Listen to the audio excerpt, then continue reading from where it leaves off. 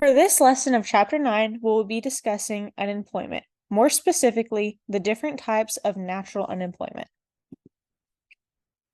First, we should define what is natural unemployment.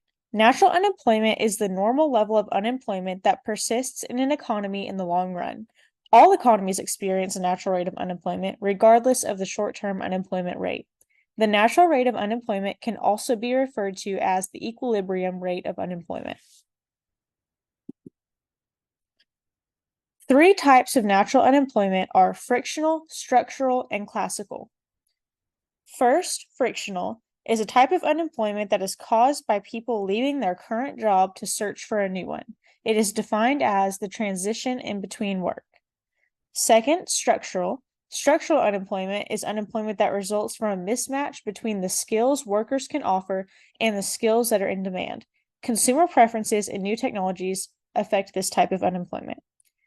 Lastly, classical, also known as real wage unemployment, captures the effect of wages remaining persistently above the market clearing level. It can be explained by a change in minimum wage, bargaining by unions, and strategic choices by employers to pay wages above the equilibrium rate. Now let's look at some examples. Feel free to pause the video and try to fill out the following examples based on the information that we've discussed thus far.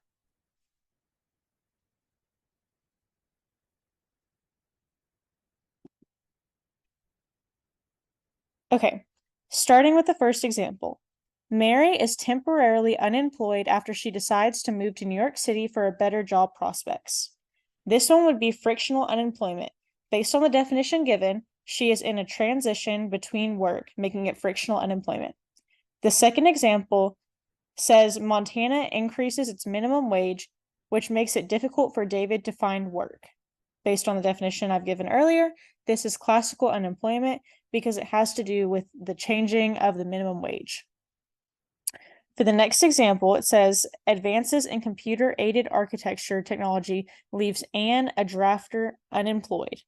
This is structural unemployment because a new technology has come in and pushed her out of the job, and it is a mix match of skills because there is a new skill added to the workforce. Next, David currently does not have a job. Many employers would like to hire him, but he still evaluates potential jobs and search for a proper match. This is frictional because he is looking for a job and he is in the process of getting hired and currently in the process of applying and looking for a match, which would mean that it is frictional. And next, for many years, Ted had no trouble finding work. Now he possesses the same skills, but employers now desire different attributes in employees. This is structural unemployment because it clearly states that he does not have the skills that are required for this job any longer.